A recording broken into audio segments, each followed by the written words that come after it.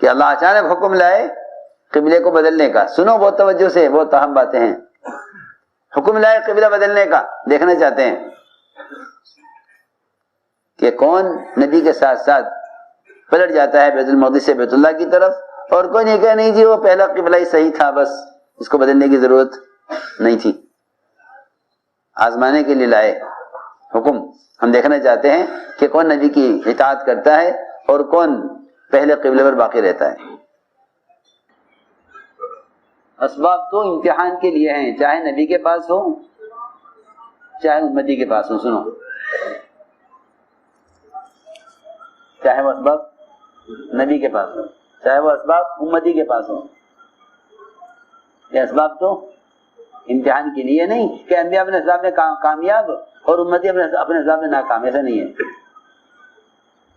کہ اللہ تعالیٰ انبیاء علیہ السلام کو بھی ان کے اسباب میں ناکام کرتے ہیں.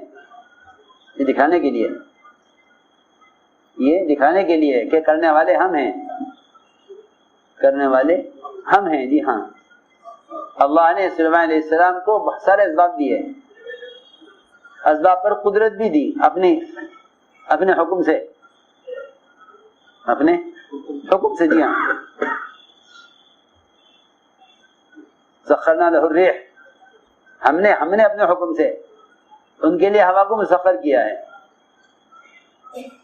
کہ جدھر وہ چاہیں گے ہوا ادھر لے کے چلے گی. جی ہاں، دنیا میں تو ہوا چلتی ہے، ہوائیں چلتی ہیں کشتی کے خلاف. جی ہاں، ہم سمجھتے تھے کہ اگر دنیا میں سب کچھ انسان کی چاہت کے مطابق ہونے لگے تو پھر یہ مخلوق کیا ہوا ہے، تو خالق ہوا. پھر تو یہ سنو غور سے، پھر تو کیا ہوا یہ؟ جی ہاں، مخلوق کی صفت تو محتاجگی کی ہے. حضرت علی فرماتے تھے رضی اللہ تعالیٰ عنہ کہ میں نے اپنے ارادوں میں ناکام ہو کر اللہ کو پہچانا ہے. عرفت ربی بفصل العزائم، میں نے پہچانا اپنے رب کو، یہ باتوں میں لگ رہے، میں نے پہچانا اپنے رب کو اپنے ارادوں میں ناکام ہو کر. جو بھی ناکامی آتی تھی وہ مجھے اللہ کی یاد دلاتی تھی. جی ہاں، لوگوں کو ناکامی آتی ہیں تو اس ناکامی میں بیچارے اپنے اسباب کو دیکھتے ہیں، ناکامی میں اسباب کو دیکھتے ہیں. جی ہاں، کہ کیا سبھی کمی ہوئی. حضرت فرماتے ہیں عرفت ربی بفصل العزائم، میں نے اپنے ارادوں میں ناکام ہونے سے اللہ کو پہچانا ہے. تو اللہ تعالیٰ انبیاء علیہ السلام کو بھی اسباب دیتے ہیں. سنو، کہیں کے لیے؟ امتحان کے لیے. جی ہاں، ھذا من فضل ربی لیبلونی اشکر ام اکفر، کہ یہ جو کچھ میرے ساتھ اللہ کر رہے ہیں میرے امتحان کے لیے کر رہے ہیں، میرے امتحان کے لیے کر رہے ہیں. سنو غور سے بات، وہ اسباب جو اللہ تعالیٰ انبیاء علیہ السلام کو راضی ہو کر دیتے ہیں، جب وہ ان سے کامیابی حاصل نہیں کر سکتے اللہ کی چاہت کے بغیر، تو جو اسباب غیروں کے ہاتھ میں ہیں مسلمان ان سے کیسے امید کر سکتا ہے اللہ کی چاہت کے بغیر؟ وہ آسان بات ہے. جو عذاب اللہ نے کس کو دیے؟ انبیاء علیہ السلام کو راضی ہو کر. جب ان اسباب سے امید نہیں کی جا سکتی اللہ کی حکم کے بغیر، تو جو اسباب اللہ نے غیروں کو دیے ہیں ناراض ہو کر، ان سے مسلمان امید کیسے کر سکتا ہے؟ سیدھی بات. اللہ مجھے معاف فرمائے، اس زمانے میں مسلمان کو ساری امیدیں حکام سے ہیں، حکام سے امید نہیں ہے. ساری امیدیں حکام سے نہیں، ساری امیدیں حکام سے ہیں، حکام سے نہیں ہیں.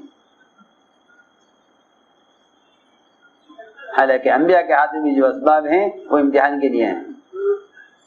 سلیمان علیہ السلام اپنے نیک ارادے میں 100 بیویوں سے صحبت کر کے اس امید پر کہ 100 مجاہد پیدا ہوں گے اللہ کے دین کی محنت کے لیے، ارادہ خیر کا، ارادہ دین کے پھیلانے کا. لیکن اللہ نے ایسی ناکامی دی، سنو غور سے، کہ 100 بیویوں میں سے ایک کو حمل ٹھہرا اور اس حمل کو اللہ نے ضائع کیا، اس حمل کو بھی ضائع کیا. دیا کہ تم نے اپنی طاقت پر کیسے اعتماد کر لیا. اپنی طاقت پر، جی ہاں اپنی طاقت پر کیسے اعتماد کر لیا، اور اپنے اعلیٰ نسل کی بیویوں پر جی ہاں کیسے اعتماد کر لیا کہ کام کتنے بھی خیر کا ہو، یہ نہیں ہے کہ خیر کے کام میں اللہ کی مدد ہوتی ہے، کہ نہیں کام دین کا ہو یا دنیا کا ہو کہ تو اپنے جوتے کے تسمے کے جوڑنے میں بھی اللہ کا محتاج ہے،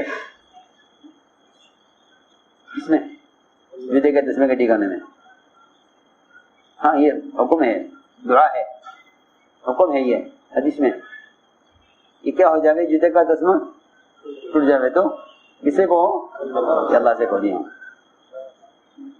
انتم الفقراء الی اللہ کا مطلب یہ ہے کہ تم اپنی ہر بڑی چھوٹی حاجت میں، تمہارا ملک ٹوٹے یہ جوتے کا تسمہ ٹوٹے، کہ دونوں مسئلوں میں بڑا ہو یا چھوٹا ہے تم اس میں اللہ کے محتاج ہو، جی ہاں۔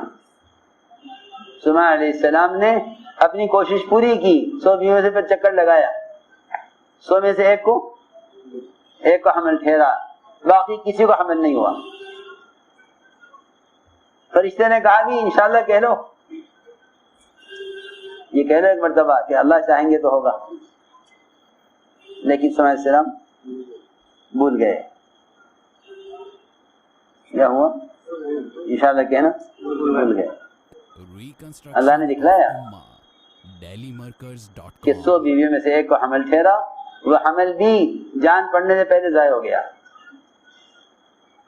جان پڑنے سے پہلے ضائع ہو گیا، جی ہاں۔ ہاں اللہ نے یاد دلایا، صحیح روایت میں آپ نے فرمایا کہ اگر سلیمان انشاءاللہ کہہ لیتے تو 100 کی 100 بیویوں سے بچے ہوتے، بیٹے، وہ سارے گھڑ سوار ہوتے اللہ کے راستے کے مجاہد، یہ فرمایا آپ نے کہ سلیمان کیا کہہ لیتے انشاءاللہ کہہ لیتے۔ اسے میں نے عرض کیا کہ اللہ کے سامنے عمل پیش کرو، کیونکہ اس کی قدرت وعدوں کے ساتھ ہے، وعدے حکموں کے ساتھ ہے۔ پچھلے واقعات سے امت کو اس کا سبق دیا گیا ہے کہ اللہ کی ذات سے فائدہ اٹھانے کے لیے کائنات کا یقین نکلنا شرط ہے، شرط کیا ہے؟ شرط ہے۔